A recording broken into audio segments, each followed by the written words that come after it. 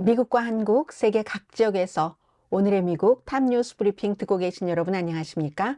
강혜신입니다.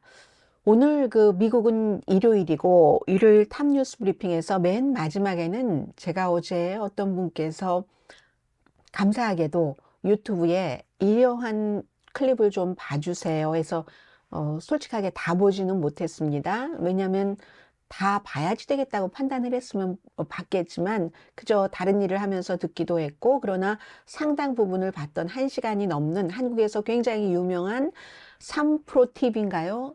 거기서 알렉세이 나발리에 대해서 거의 알렉세이 나발리를 아주 파렴치한 정도로 얘기를 한 그런 서울대학교 교수분의 그 클립을 봤습니다. 그런데 이제 제가 거기에 낱낱이 그 반론을 제기할 만한 입장도 안 되고, 저는 그분처럼 그분은 여러분 세계 최초로 이 내용을 들으시는 겁니다. 이렇게 얘기하실 정도의 아주 자랑스러운 러시아 전문가시고, 저는 그런 사람도 아니니까 일일이 반박을 하지 못하겠지만 그분이 아주 큰 부분을 놓치고 있구나. 세계 사람들이 왜 알렉세이 나발리에 대해서 그렇게 추모하고 하는 여러 가지, 그리고 러시아 언론이나 선거제도에 대해서도 아주 중요한 점을 딱 그 맹점으로 남겨두고 푸틴 찬양과 같은 그런 방송을 하시는구나라는 생각이 들었기 때문에 맨 뒤에 제가 좀 말씀을 드리겠습니다. 왜 그 같은 방송이 위험한지를. 그래서 이제 그 부분이 있고요. 그리고 맨 앞에는 바이든 대통령과 트럼프 전 대통령이 조지아주에서 어제 선거 유세를 했습니다. 트럼프 전 대통령이 틱톡에 대한 입장을 완전히 바꿨습니다.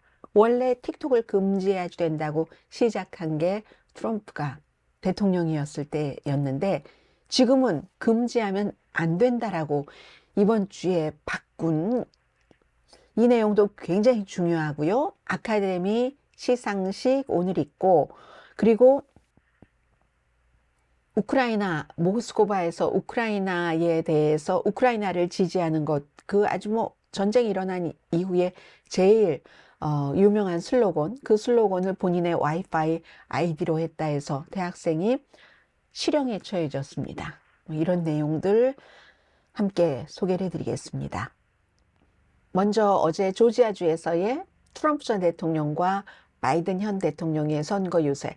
아마 숫자는 지금 잘 나오고 있지 않는데요. 트럼프 전 대통령 선거 유세에 엄청나게 많은 사람들이 몰려가지 않았을까, 이렇게 짐작이 됩니다. 77세의 트럼프 전 대통령이 롬이란 곳에서 바이든 대통령을 엄청 비난했는데, 그의 국정연설은 분노, 어두움, 미움이 가득 찬 고함이었다. 가장 무능하고 가장 분열적이고 가장 당파적이고 급진적인 대통령의 연설이었다. 미국인에게 그렇게 고함치면 안 되지. 미국인이 바이든에게 고함을 쳐야지 된다. 이런 얘기를 했습니다. 또 하나는 바이든 대통령이 마조리 테일러 그린 조지아주의 연방 하원 의원이 얘기했었던 조지아주 그 대학생이 서류 미비자에 의해서 숨졌는데, 그때 바이든 대통령이 불법 체류자라고 일리걸이라고 얘기를 했었죠. 그래서 이제 그 부분에 대해서는 조금 내가 표현한 게 유감이었다라는 얘기를 나중에 했거든요. 왜냐하면 민주당이 좋아하는 용어가 아닙니다. 예를 들어 불법 체류자, 이유 자체는 인간의 불법은 없다.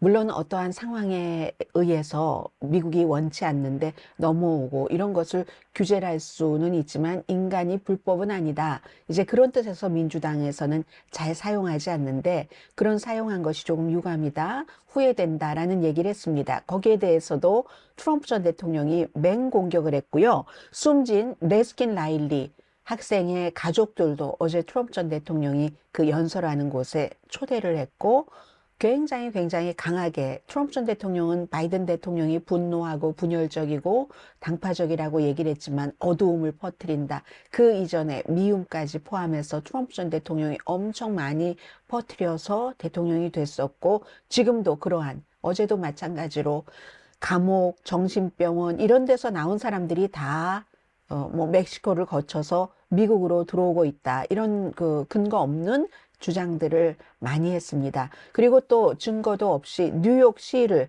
덮쳐서 더 이상 뉴욕에서는 도시가 위험해지니까 리틀리그가 없어졌다. 가짜거든요. 리틀리그 지금 웹사이트 보십시오. 야구 웹사이트 봄 시즌 등록 받고 있습니다. 더 이상 뉴욕 같은 도시에 그 이민자들 때문에 스포츠가 없다. 생명도 없다. 이런 얘기도 했고, 또 뉴욕의 교육부의 대변인은 트럼프 전 대통령이 도시 학생들이 이민자에 의해서 쫓겨나간다. 이런 주장들을 요즘 많이 하고 있거든요. 그것도 거짓이다라고 교육부에서 발표를 했습니다. 아무튼 굉장히 아주 열기가 많았고, 트럼프 전 대통령의 강력한 그 이민에 대한 반대적인 발언에 대한 찬성이 많은 그 같은 연설이 있었고, 어제 조지아주 롬이라는 곳에서요. 1시간 뒤에 조지아주의 그 애틀란타에서는 바이든 대통령이 또 트럼프 전 대통령을 비난을 했습니다. 금요일 하루 전날 뭐 집에서 트럼프 집에서 융숭하게 독재자를 대접을 했습니다. 미국에 이제 이번 주 초에 와서 빅토르 오르반 헝가리의 총리에 대해서는 제가 화요일인가요? 수요일인가요? 아니면 월요일이었던가요? 왜 이 빅토르 오르반 모델을 삼고 있는가 하는 것을 잘 전해드렸습니다. 그래서 이 독재자가 되고 싶은 사람이나 독재자인 사람, 그런 사람들, 독재자 지망생과 권위주의 깡패를 빨아들이고 있다. 트럼프 전 대통령이. 그래서 11월 총선은 미국의 영혼을 위한 전투다라고 얘기를 했고요. 트럼프 전 대통령이야말로 분노와 복수와 보복을 공공연하게 얘기를 하고 있는데 이는 유권자에게 이득이 되지 않습니다. 그리고 또 바이든 대통령이 저 영하지 않습니다. 제가 영하지 않는 건 비밀도 아니죠. 그러나 베테랑 정치인의 경험을 믿어주십시오. 이렇게 얘기를 했고요. 아마 바이든 대통령은 트럼프 전 대통령과 비교할 수 없는 정도의 작은 군중이었으리라고 생각이 됩니다. 그런데 숫자는 제가 모르겠어요. 나온 곳이 없는 것 같아서. 그런데 그 굉장히 열정적이었다는 것. 이건 이제 바이든 대통령이 국정연설에서 뭔가를 전투사의 기질 같은 것을 보여줬기 때문에 그 선거 유세에 가는 사람들은 민주당이 많으니까 왜 그동안 민주당은 그렇게 점점만 떨어야지 되는가. 이 이에는 이라는 것을 어느 정도는 이제 해야지 된다 하는 이런 것에 이제 바이든 대통령도 좀 용기를 얻은 것 같고요. 조지아주는 결정적인 주입니다. 지난번 선거에서도 12,000표, 그 정도 차이로 바이든 대통령이 이겼기 때문이고 지금은 조지아주 지지율 트럼프 전 대통령 쪽에 더 많이 쏠려 있습니다. 그러나 여기서 물론 검사 또 이런 그 문제가 있기는 하지만 남녀 관계 등등 그런데 이 선거를 전복시키려고 했다는 그 혐의에 대해서 보스로서 어떤 무슨 갱단의 보스처럼 13가지 중범 혐의를 받고 지금 수사를 받고 있기 때문에 이건 이제 또 트럼프 전 대통령에게 좋은 건 아니고요. 바이든 대통령은 국정연설 끝내고 24시간 동안 $10,000,000를 모았습니다. 이제 아마 다음 주 화요일 정도면 바이든 대통령이나 트럼프 전 대통령이 지금 이미 양당의 후보인 건 맞지만 공식적으로 대의원 숫자도 확보할 것으로 보입니다. 트럼프 전 대통령 현재 1,076표를 받았으니까 139표만 더 받으면 공식적으로 후보가 되고 바이든 대통령 1,859표니까 109표 더 받으면 될 것 같습니다. 그래서 이제 아마 다음 주에 이길 것 같고요. 두 번째 이슈입니다. 틱톡 금지는 트럼프 전 대통령이 4년 전에 미국 국가 안보에 위협이 된다면서 강하게 들고 나온 이슈입니다. 바이트댄스라는 회사가 소유한 그 틱톡이요. 그런데 이게 그 바이든이 나가고 나서 뒤에 공화당과 민주당, 트럼프가 나가고 나서 바이든 대통령까지 다 힘을 합쳐서 아마 다음 주에 이 안은 통과가 될 겁니다. 뭐 여러 가지 그 틱톡을 금지한다던가 거기에 제약을 내는 그런 것. 그런데 이렇게 4년 전에 이 같은 문제를 주도했던 트럼프 전 대통령이 이번 주 뭐 화요일인가 목요일인가에 이 틱톡 금지에 반대한다 하고 선언을 해버렸습니다. 그 이유가요. 틱톡을 없애면 페이스북이 좋아진다. 난 페이스북이 잘 되는 꼴 못 보겠다. 이런 식으로 얘기를 했거든요. 페이스북과 마크 저커버그를 이름을 별명 붙이기 좋아하잖아요. 어, 저커스크먹, 저커스크먹. 그러니까 멍텅구리라는 얘기가 되나요? 이, 이 멍텅구리 주커스크먹의 사업을 2배로 늘려주고 싶지 않아. 틱톡 없앤 다음에, 그리고 페이스북이 선거에서 부정적인 뭔가를 했다는 거에 증거 없이 그냥 아무 말 대잔치입니다. 그래서 이게 페이스북이 국민의 적이야, 틱톡이 아니라, 이렇게 딱 목요일에는 분명하게 박았습니다. 그런데 트럼프 전 대통령이 이렇게 소셜미디어에서 선언을 하기 몇 시간 전에 하원의 소위원회는 만장일치로 공화당, 민주당 할 것 없이 이 바이트댄스가 165일 안에 틱톡 소유권을 팔아야 하라, 이렇게 강제하는 안을 만장일치로 통과를 시켰습니다. 틱톡의 소유 회사가 바이트댄스니까요. 그런데 틱톡의 사용자가, 그럼 트럼프 전 대통령은 왜 이렇게 했는가? 2가지 이유인데요. 사용자들이 굉장히 젊은 사람들이잖아요. 이 젊은 사람들이 이제 의회에서 이런 결의안을 만들고 법안을 만든다고 하니까 막 항의를 했고, 그리고 또 하나는 이걸 의식을 한 거죠. 젊은 유권자를. 더군다나 젊은 유권자가 요즘 바이든에게서 멀어지고 있습니다. 또 하나는 이 바이트댄스에 투자를 하는, 재정적으로 지분을 갖고 있고 틱톡을 지지하는, 또 정치인들을 많이 지원하는 제프 야스라는 사람. 이 사람과 트럼프 전 대통령이 전에 관계가 나쁘다가 관계가 회복이 됐습니다. 그래서 야스는 트럼프 전에는 비벡 라마스와미를 지지를 했거든요. 트럼프 전 대통령 지금 큰 돈이 필요합니다. 그러니까 이 사람도 없고 젊은 표도 없고 하자는 뜻에서 틱톡 금지에 반대를 하는 겁니다. 그래서 요즘은 이제 뭐 틱톡 여기에서 막 팔로워가 한 460만 명 이렇게 되는 사람들 팟캐스트 같은데 출연을 하고 있거든요. 트럼프 전 대통령 입장이 틱톡을 미국 젊은이들을 쇠뇌하는 중국 스파이웨어로 오랜 동안 주장을 했고 많은 정보를 빼나간다 이런 거잖아요. 그래서 공화당도 거기에 힘을 다 합쳤어요. 중국 이슈에 대해서는 민주당도 공화당과 비슷합니다. 그러니까 다 합쳤는데 이거를 이제 와서는 본인의 젊은 표, 그리고 그 돈을 기부하는 사람과 바이트 댄스와의 연관, 이런 것들 때문에 또 입장을 싹 반대로 바꿔버렸습니다. 공화당을 분열시킬 가능성이 있다고 지적을 합니다. 당장 팍스의 로라 잉그램, 이거 실수다. 트럼프 캠프의 실수다. 그리고 미주리의 조시 하울리도 얼마나 트럼프 전 대통령을 지지한 사람입니까? 1월 6일 의사당 폭동 사건에서도 폭도들을 막 지지하고 했었죠. 이 사람도 나도 페이스북 팬은 아니지만 틱톡은 이건 질적으로 다른 얘기지. 중국 공산당을 위한 백도어다. 중국 공산당이 틱톡을 통해서 아무리 틱톡이라는 회사에서 아니라고 해도 모든 정보 같은 것도 공유하고, 아무래도 중국의 입장이 많이 들어가겠죠. 중국인의 입장이나 그런 주장. 그에 비해서 또 랜드폴 같은 이제 무소속 상원 의원은 수정헌법 1조 표현의 자유인데 틱톡이고 뭐고 다 좋다. 자유주의자들 그렇게 얘기하잖아요. 그런 주장을 합니다. 일론 머스크도 여기에 속하죠. 왜냐면 일론 머스크는 X를 갖고 있기 때문에 누구나 다 들어와서 이게 숫자가 늘어나야지 본인의 사업에 도움이 되니까. 사업은 돈이고 파워니까. 그래서 미국이라는 나라는 공화당, 민주당, 무당파, 자유주의자까지 다 의견이 다른 것은 일단 존중을 하면서 이걸 어떻게 묶어나가고 풀어나가고 떼어나가고 하는가, 이게 이제 미국의 줄타기일 수도 있고요. 어떤 때는 그게 이제 미국의 정책인데, 어쨌든 다음 주에 초당적인 틱톡 금지하는 이런 그 법안에 공화당 의원들이 이번에는 트럼프 전 대통령이 아무리 이런 입장이라 할지라도 거기에는 반대할 것 같지는 않습니다. 그래서 마가와 공화당과의 좀 불편한 관계가 틱톡으로 인해서 일어날 수도 있다 하는 건 말씀드립니다. 이제 한 2시간 정도 있으면 아카데미 시상식이 열리는데요. 제일 중요하게 본 2가지만 말씀드리겠습니다. 조금 있으면 나올 얘기니까요.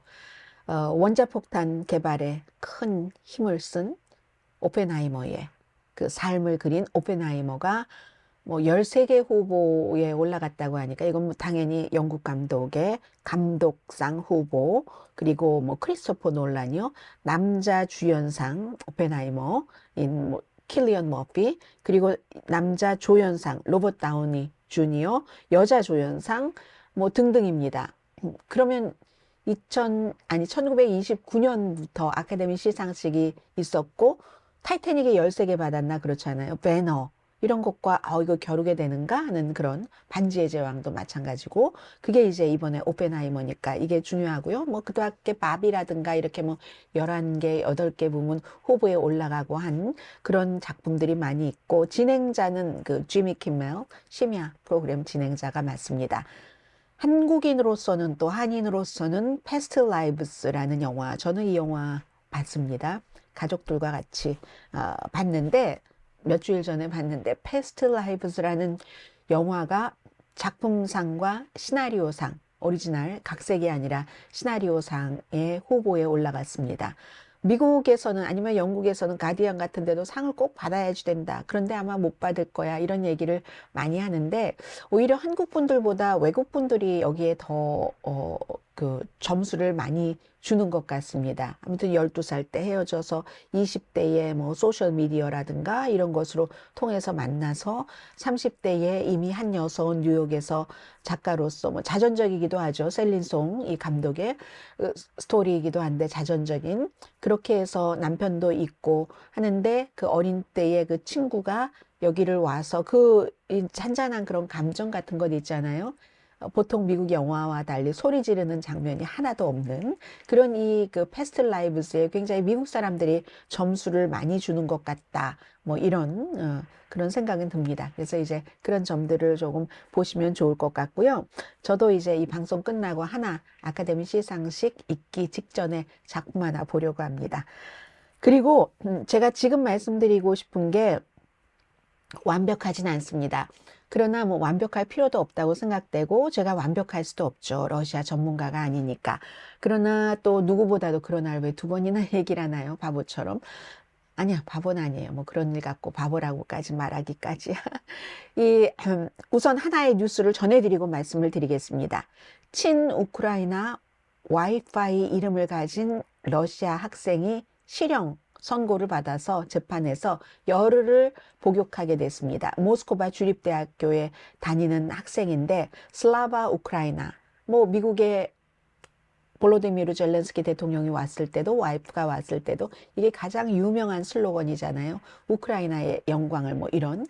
그런데 이게 이 학생이 그런 슬로건을 썼다고 나치의 상징이다, 신나치주의다, 이건 이제 푸틴이 하는 얘기죠. 우크라이나가 나치가 지배한다고 해서 되지도 않는 말을 하면서 쳐들어간 그 블라디미르 푸틴이잖아요. 이런 극단적인 나치 상징과 극단적인 조직의 상징을 디스플레이 하다니 하면서 결국은 체포됐고, 이것도 경찰이 당국에 알린 뒤에 다 감시하는 거죠. 학교 기숙사에서 일어났던 일 같네요. 개인 컴퓨터. 그런데 이제 와이파이가 여러 군데 접속되어 있으니까 그 와이파이도 다 압수해 갔고, 지난달 알렉세이 나발리가 숨지고 나서 거기 추모하지 마라 했는데도 그게 잘 알려지지도 않았어요. 러시아 매체에서는 뉴스를 잘 전하지도 않기 때문에 모르는 사람이 훨씬 많았을 테고, 그럼에도 불구하고 시위하는 그런 많은 사람들 수백 명이 체포되고 구금됐습니다. 이런 바탕으로 제가 그 3프로 텔레비전에 한국의 서울대학교의 통일평화연구원이라고 있다면서요. 거기에 무슨 교수님이 나와서 1시간 넘게 쭉 설명을 하는데, 처음부터 끝에까지 결국은 알렉세이 나발리는 파렴치한이다, 이런 그 주장이셨고, 상당히 준비를 많이 하셨고 아주 설득력 있게 설명을 하셨습니다. 그런데 제가 지금 이 말씀을 드리는 이유는, 저도 사실 유튜브에서 방송을 하면서 누구에겐가 싫은 소리 하는 게 뭐가 좋겠습니까? 어느 정도의 어떤 수준의 그 위험성이라는 것도 있는 거고, 그런데 제가 정말로 어, 여러분들께서 너무 많은 한국의 뭐 전문가들이 굉장히 많으시니까요. 그런 분들이 주장하는 게 다 사실은 아니다. 물론 그분들이 전문가인 것 맞지만, 그러나 어떠한 목적이 있을 수도 있고, 아니면 뭔가를 들여다보지 못하는 게 있을 수도 있고, 제가 알 수 없는 이유로 인해서 굉장히 어불성설인 것도 많은데, 뭐 꼼꼼하게 이렇게 해서 하면은 많은 사람들이 정말 그랬어. 나발리가 이제 알고 보니까 파렴치한이네요. 그럼 세계의 많은 그 교수님보다 훨씬 더 많이 연구를 하고 실제로 현장에서 하는 뭐 이분도 뭐 모스크바에서 학교 다니셨더군요. 그런 사람들은 그럼 왜 이렇게 보도를 하는가? 그런 부분들이 또 있지 않겠어요? 그래서 전해드립니다. 저는 그 방송을 보면서 어떤 진행자분이 계시고 이 교수님이 나오셨는데 3프로 TV가 굉장히 유명하다는 것은 많이 들어서 알았지만 저도 늘 방송을 하고 준비하는 사람이라서 들어볼 수 있는 기회는 많지 않았습니다. 그런데 이제 오늘 이제 가장 많이 들어본 게 오늘인데 러시아 방송 같다는 느낌을 받았고요. 러시아의 푸틴 칭송 방송 같다는 느낌도 받았습니다. 결국 이 교수님은 나발리는 러시아의 자유를 위해서 투쟁하다 죽은 사람이 아니라 일종의 파렴치한이다라고 폄훼를 하면서 여러 가지 얘기를 하셨고 자연사다 이런 얘기를 하셨고 서방 언론은 거의 다 틀리고 내가 맞다. 그리고 마치 러시아가 자유개방 국가인 것처럼, 뭐 선거도 자유인 것처럼, 여론조사도 자유인 것처럼 이렇게 얘기를 하셨는데 그건 전혀 아니었고 저는 이 교수님이 얘기하신 것을 들으면서 물론 부분적으로 맞는 부분들이 많죠. 그런데 왜 그런 부분들이 생겨났는가 하는 것을 전혀 설명해 주지 않아서 굉장히 좁고 얕다라고 생각을 했고요. 나발리 비난하는 얘기를 들으면서 1시간 넘게 내내 알렉산더 솔제니친이 생각이 났습니다. 그분이 나발리를 비난하면 알렉산더 솔제니친도 똑같이 비난을 해야지 됩니다. 그런데 저는 이 교수님이 알렉산더 솔제니친을 생각은 전혀 안 하셨을 것 같아요. 솔제니친은 소련이 싫다고 미국에 와서 미국도 비난하고 하면서도 여전히 나발리가 크림반도에 했었던 일과 같은 것을 생각을 갖고 있었던 사람입니다. 그 얘기는 나중에 말씀을 드리고요. 나발리가 앞이니까. 우선 이 교수님이 한 얘기 중에서 제가 이 방송을 듣게 된 것은 유튜브에서 어떤 분이 추천을 해서 들었는데 뭐 여론조사 결과 작은 여론조사 결과를 얘기하면서 여러분은 세계 최초로 이 내용을 들으시는 겁니다라고 얘기하는데 약간 좀 민망했고요. 뭐 본인은 다 뭐 여러 가지 이유가 있어서 그랬겠지만 러시아에 공정한 여론조사가 있는지도 모르겠고 아무튼 그분이 말한 그 여론조사 기구를 뭐 찾아낼 가치는 별로 없다고 생각을 했는데 한마디로 그 여론조사 결과 나발리는 인기가 없다. 감옥에 갇힌 뒤는 거의 잊혀졌다. 나발리의 죽음을 안타까워하는 사람도 19%밖에 안 되고 그가 감옥에 간 것에 대해서는 감옥에 갈 만하니까 갔겠지 하는 러시아 사람들이 69%나 됐고 이미 잊혀진 사람이다. 이런 얘기를 하셨습니다. 그런데 아무튼 기본적으로 여론조사가 공정하게 됐느냐도 그렇고 사람들이 두려운데 제대로 말할 수 있느냐도 그렇고 모든 것들 그렇잖아요. 그리고 이제 잔잔한 것 분명히 틀린 팩트도 있었지만 별로 중요하다고 생각되지 않으니까 언급하진 않겠습니다. 선거에 관한 것도 나발리가 숨져서 다음 주에 있는 그 푸틴의 선거가 영향을 미칠 것 같으냐 했더니 원래도 영향력이 없었던 잊혀진 사람이기 때문에 별로 뭐 푸틴이 재선되는데 영향이 없다 했는데 그건 그래서가 아니라 푸틴의 재선은 이미 그 나라의 그 제도와 여러 가지에 따라서 따놓은 당상이었던 것은 누구나 아는 것이고요. 뭐 그런 것, 이 나발리의 영향력이 부족해서 푸틴이 당선되는 게 아니라 뭐 어떻게 해도 푸틴이 이깁니다. 그러면 이분이 얘기한 것처럼 나발리가 여러 가지, 엠네스티 얘기도 조금 전해드려야 되겠네요. 그런 파렴치한인데 왜 푸틴은 그에게 그런 가혹행위를 했을까를 생각해 볼 수 있는 거잖아요. 이분은 국제 엠네스티에서 영국의 본부를 둔 인권에 관해서는 막 최고의 비정부 기구라고 할 수 있잖아요. 여기서 2021년도 1월 달에 그가 체포됐을 때 독살 당하려는 것을 피하고 러시아 공항으로 와서 공항에서 바로 체포가 됐잖아요. 그때 이제 양심수로 했다가 2월 달에 양심수인 걸 걷어냈습니다. 왜냐하면 이 사람이 무슬림에 대한 여러 가지 비디오라든가 언급이라든가 그거는 2007년도, 2008년도에 관한 어쨌든 미움에 관한 그런 것들 때문에 그랬다가 다시 5월 달에 국제 앰니스티에서 사과를 했습니다. 사과를 하면서 이렇게 중요한 시기에 우리의 의도와 동기의 의문까지 사람들이 생각할 수 있는 우리가 잘못된 결정을 내려서 그를 양심수로 안 했다. 너무 미안하다고 하면서 다시 양심수로 올렸거든요. 그의 또 그를 석방해라 하는 것도 얘기를 하면서 양심수라고 하는 것은 설명드릴 필요가 뭐가 있겠어요. 뭐 수많은 양심수가 있으니까. 그런데 이제 무슬림에 관해서 예를 들어서 이런 거죠. 바퀴벌레에 관해서 막 얘기를 하면서 무슬림 남성의 이미지가 나오고 거기에 대해서 누군가가 총살하는 이미지가 있었다. 그리고 나발리가 치과 가운을 입고 이민자를 마치 썩은 치아와 같이 생각을 했다. 뭐 이런 것들. 그리고 나서는 국제 앰니스티에서 이 나발리를 다시 양심수로 올리니까 양심수로 올린 건 푸틴의 그러한 것에 저항을 하는 거잖아요. 세계 사람들이 나발리를 생각하는 것은 우리가 러시아의 모든 역사를 세세히 다 알 수도 없는 것이고 러시아의 정치 그 타임라인을 전부 정치인들은 타임라인에 따라서 어떤 때는 조금 밉지만 저것도 포용 다 해야 되는 것들이 있잖아요. 그러니까 어느 순간에 나발리는 지금 40대의 젊은이였습니다.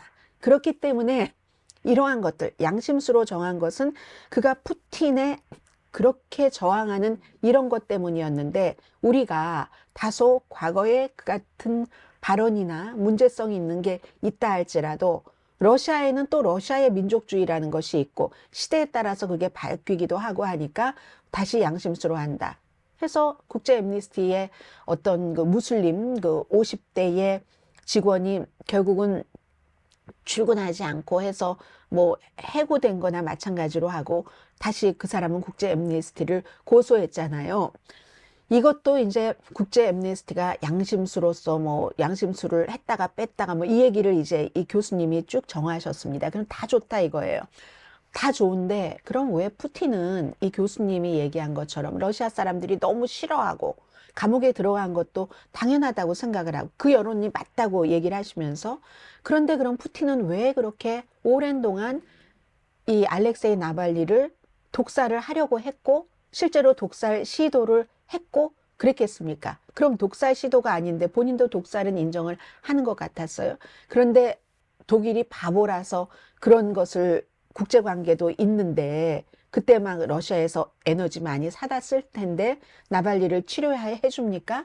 왜 그렇게 했어요? 독살이니까 그런 거고 왜 아무것도 아닌 사람에게 30년 형량을 주겠습니까? 죽어서도 이 교수님은 자연사다라는 걸 얘기하시는 것 같은데 지금 해외에서 푸틴이 죽였다 하는 것은요 자연사를 포함을 해서입니다.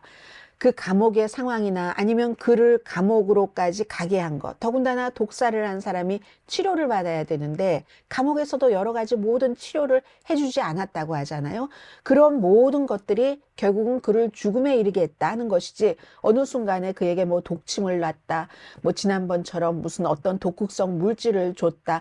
이렇게 해서 그를 살해했다라고 얘기하는 건 아닙니다. 이런 설명은 안 하시더군요. 당연히 알고 계시겠죠. 그리고 중요한 것은 왜 죽어서도 거의 2주일을 시신을 돌려주지 않느냐. 가족에게. 그러니까는 이제 그 같은 의구심이 일어나는 거고 세계의 모든 양심 있는 저널리스트들이 이 교수님 그분 한 분만큼 똑똑하지 않은 게 아닙니다. 그분들도 이런 얘기를 다 알고 제일 중요한 건 나발리는 지난 2014년도니까요. 크림반도 병합이 그 뒤에 크림반도에 대해서 굉장히 모호한 태도를 취하다가 막판에 태도를 바꾼 거 이게 제일 큰 문제였고요. 세계에서도 다 알고 있습니다. 알고 있는데도 왜 나발리를 추앙하는가 하는 그 문제를 얘기를 안 하시더라고요. 이 교수님이. 그리고는 나발리를 아예 그냥 파렴치한인데 세계 서방 언론들이 다 잘못돼서 그를 추앙한다라고 얘기를 하시는데 그건 정말 그 세계의 양심 있는 언론인과 그리고 이분은 지금 서울에서 얘기를 하는 거지만 다 유럽 쪽에서 엄청나게 커넥션을 가지고 보도를 하고 취재를 하고 감옥에도 가고 하는 그런 사람들이 많습니다. BBC에도 많이 있고 하거든요. 그래서 이제 이분 크림반도 병합에 대한 알렉세이 나발리의 모호한 입장을 좀 말씀을 드리겠습니다. 크림반도가 54년도에 54년부터 우크라이나에 이렇게 됐다, 이렇게 됐다, 왔다 갔다 하다가 구소련이 무너지고 아무튼 우크라이나가 갖게 되는 거지만 크림반도는 돈바스, 동부 그 지역과 함께 굉장히 러시아 사람들이 많이 살고 있는 곳이었습니다. 어쨌든 그래서 처음에는 크림반도를 푸틴이 병합을 했을 때 누군가가 이제 물어봐요. 알렉세이 나발리에게 돌려줄 수 있느냐 하면은 아니 그게 햄 샌드위치냐 돌려주게 이렇게 얘기하다 가장 최근에는 본인이 대통령이 그다가 중간에는 국민 투표에 붙이겠다 뭐 이렇게 얘기를 했다가 돌려주겠다라고 얘기를 했거든요. 거기에 대해서는 이렇게 10년이나 모호한 입장이다가 본인이 대통령이 되면 돌려주겠다라고 최근에 밝힌 것은 러시아 역사의 복잡함을 얘기를 하는 겁니다. 이 사람은요, 알렉세이 나발리는 부모가 한 사람은 러시안, 한 사람은 우크라이나의 사람이에요. 처음에는 정치인이 되려고 했던 건 아니잖아요. 변호사였잖아요.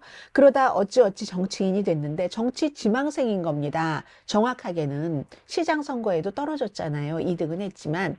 그렇기 때문에 이 사람으로서는 본인이 물론 민족주의자적인 기질도 당연히 있을 테고, 그러니까 이민을 거부하는 거고요.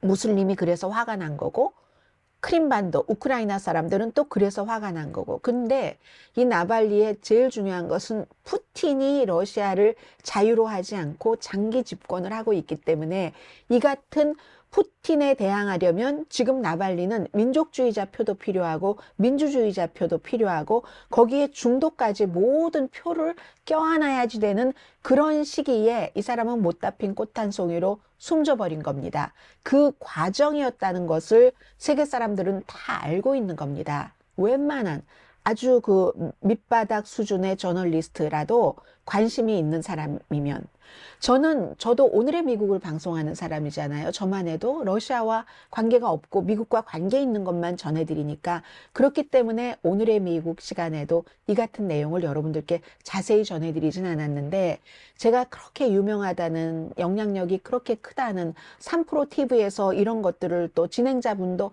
처음에는 약간 이분이 얘기하는 것을 근데 왜 그랬을까요? 하려다가 나중에는 완전히 동조되고 말던데 여러분께서 다른 건 제가 모릅니다. 저는 그 서울대학교 교수님처럼 영향력이 있는 사람도 아니고 3프로 TV처럼 영향력이 있는 그런 매체도 아닙니다. 그러니까 적어도 오늘의 미국을 듣고 보고 계신 분들만이라도 그런 것들을 들으실 때 그게 저 사람이 서울대학교에 무슨 교수래 학생을 가르치지는 않는 것 같죠? 그러니까 이건 3프로 TV에서 한 거니까 맞을 거야. 이렇게 생각하실 필요가 없다는 얘기를 말씀을 드리는 겁니다. 그렇게 따지면요. 아웅산 수지도 소수민족 차별하니까 모든 것들이 다 엎어지면서 알렉세이 나발리처럼 이분은 아웅산 수지도 파렴치한으로 취급을 해야지 맞는 겁니다. 알렉산더 솔제니친에 대해서 말씀을 드리겠습니다. 알렉산더 솔제니친이 우리가 잘 아는 이반 데니소비치 하루라든가 얼마나 과거에 구소련의 많은 것을 스탈린 등등을 거부하면서 수용소에 가면서 그랬던 사람이에요. 그런데 이 알렉산더 솔제니친도 뭐라고 얘기했냐면 카자흐스탄과 같은 국가는 분할해야지 되고 구소련이 무너지고 그럴 때 우크라이나는 당연히 러시아 거다 라고 얘기를 했습니다. 그래서 어찌 보면요, 푸틴이 러시아가 크림반도를 가져야지 되고 돈바스를 가져야지 된다. 이건 알렉산더 솔제니친의 플레이북을 그대로 따른 것입니다. 그렇게 따지면. 그러니까 여기서 우리는 왜 알렉산더 솔제니친처럼 서구에서 가장 이렇게 정말 중요한 사람이야 라고 생각하는 사람조차도 그렇게 할 수밖에 없는 러시아의 그 사정이 또 있는 겁니다. 심지어 알렉산더 솔제니친은 정치인이 아님에도 불구하고 그래서 알렉산더 솔제니친도 그랬고, 이 사람은 나중에 바꾸긴 했지만, 나발리를 서구에서 생각하는 것은 그런 여러 가지 다 다르고 다른 것들이 있지만, 푸틴이라는 미국에서 알렉산더 나발리를 지지하는 것도 푸틴이라는 사람에 대해서 그렇게 용기 있게 항거하는, 푸틴의 부패와 그 마구잡이로 권력을 잡고 사람을 감옥에 가두고 정치적을 죽이고, 이분의 얘기를 들으면 푸틴이 옳고 나발리가 틀렸다예요. 사람을 죽이는 푸틴은 옳고, 푸틴에 의해서 어떠한 형태로든 자연사든 뭐로든 숨진 이유조차 시신을 하도 늦게 줘서 발표할 수 없게 된 그런 나발리는 나쁜 놈인 거예요. 그래서 세계에선 이렇게 보고 있는 겁니다. 나발리가 과거에 엠네스티에서 왔다 갔다 했었던 일들, 그리고 또 이 크림반도에 대한 의견, 왔다 갔다 했었던 이런 의견, 그런 것들이 푸틴에 저항하는 나발리의 그 업적 같은 것을 손상시키지 않는다고 보는 겁니다. 이게 중요한 겁니다. 체포될 것을 알면서 러시아에 다시 들어간 것. 그리고 이 사람은 세계적인 지도자로서 평가하는 게 아닙니다. 아직까지 지도자가 되지도 못했어요. 러시아 내부에서 푸틴의 그 부정부패와 자유를 억압하는 것에 항거하는, 그런데 이분은 나발리를 폄훼함으로써 푸틴을 치켜 올려버렸습니다. 러시아와 같은 정치적인 후진국에서 어느 날 갑자기 아주 쌈박하게 완벽한 정치인이 등장할 수 있는 구조가 아닙니다. 옐친은 옐친 나름대로의 부족함이 있었고, 그 전에 그러니까 고르바초프는 또 고르바초프 나름의 부족함이 있었고, 옐친 뒤가 지금 푸틴이잖아요. 그렇기 때문에 고르바초프 같은 사람도 연방이 완전히 이렇게 와해되는 것, 그걸 원했었던 사람은 아니잖아요. 그래서 그 러시아의 입장에서 볼 부분이 있고, 인물을 보더라도 세계적인 이 기준에서 볼 수도 있는 그런 부분이다라는 겁니다. 다 껴안아야지 되니까 아웅산 수지도 어떤 면에서 이러지도 저러지도 못하고 있는 거죠. 그래서 이 교수님은 이 나발리의 업적은 푸틴을 했다는 것, 푸틴의 저항, 여기에 대한 그런 것, 이런 여러 가지 답변을 하시는 게 사실은 옳습니다. 왜냐하면 그분이 계속 균형 잡힌 시각을 위해서 제가 이런 얘기를 합니다 라고 얘기하면서, 그분의 시각은 전혀 균형 잡힌 시각이 아닙니다. 누가 보더라도 푸틴의 대변인 같았거든요. 독재자를 비호한다는 시각. 이 마틴 루터 킹 주니어도 오점과 허점이 많고, 로버트 케네디가 아니라 존 F 케네디도 마찬가지. 심지어 넬슨 만델라도 개인적으로나 정치적으로나 오점과 무엇이 많습니다. 그러나 우리는 그 사람들이 한 가장 중요한 것들을 봅니다. 신이 아니니까. 그래서 이 교수님이 얘기한 것처럼 알렉세이 나발리를 그렇게 무슨 어디 양아치처럼 왔다 갔다 자기 편리한 대로 이렇게 한다는, 이런 양아치처럼 그 폄하할 정도로 이게 이렇게 간단한 문제가 아니라는, 저는 이 교수님처럼 러시아 전문가가 아니잖아요. 그런데 저 같은 일개 보잘것없는 사람이 보기에도 그렇게 간단한 문제가 아닌 것을 1시간 만에 세계가 왜 이 사람의 죽음이 중요한가라는 것을 얘기를 했던 게 여러분이 다 속았습니다, 이렇게 얘기할 만한 그런 건 아닙니다. 그래서 저는 이런 생각을 해봤어요. 서울대학교에 그 통일평화연구소가 아마 러시아의 블라디미르 푸틴과 어떤 중요한 연관이 있는가? 아니면 어떤 러시아로부터 뭐 예를 들어 교환 교수라든가 교환 학생이라든가 학술적으로 어떤 교류를 하는데 아주 나발리가 폄하되고 푸틴이 좋아야지 되는 어떠한 이유가 있는가? 아니면 뭐 기금과 연관이 되는 건가? 그리고 뭐 그런 생각들까지 해봤습니다. 왜냐하면 이게 우크라이나 전쟁이 처음에 일어났었을 때 김어준의 뉴스 공장에 출연을 한 어떤 외대 교수님이 막 완전히 음모론 같은 것도 얘기를 하면서, 이게 뭐 볼로디미르 젤렌스키가 잘못했고 뭐 사람이 죽어서 시신이 들려나가는 것도 무슨 뭐 사진을 조작을 했을 수도 있고, 이런 얘기를 많이 했었잖아요. AP통신 기자가 찍은 사진인데 임산부가 배가 불러서, 그런데 병원이 폭격당해서 실려나가는데 그 임산부가 블로그를 하고 조작을 했을 수 있다, 이런 얘기를 했었잖아요. 그러면서 그때도 마찬가지였습니다. 야, 서방 세계가 기자들이 다 잘못 보도해서 그 교수님이 본인의 얘기가 맞다고 주장을 하셨거든요. 그런데 이분도 이 교수님이신데 이분도 이렇게 주장을 하면서 너희들은 이거 몰랐지? 아무도 모르지 않았거든요.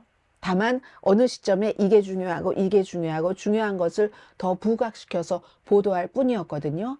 해서 제가 이렇게 말씀을 드렸습니다. 절대로 무슨 뭐 3프로 TV나 아니면 이 교수님을 무슨 욕하자 이런 뜻에서 한 건 아니지만 이렇게 잘 모르는 이 교수님만큼 모르는 제가 보기에도 그 이 교수님의 그 방송은 굉장히 이상했다. 그러므로 여러분들께 말씀을 드리고 싶은 거예요. 그분께 말씀드리고 싶은 게 아니라 앞으로도 그런 뭔가가 색다른 시각이야. 색다른 시선이야. 아니면 큰일 날 뻔했네. 이거 뭐 기존의 언론만 봐서는 큰일 날 뻔했어. 라는 것으로 100% 단순하고 순진하게 따라가지 마셨으면 좋겠다 하는 것을 말씀드립니다. 이상입니다. 오늘의 미국 강희신이었습니다. 내일 오늘의 미국 정규 방송 시간에 뵙겠습니다.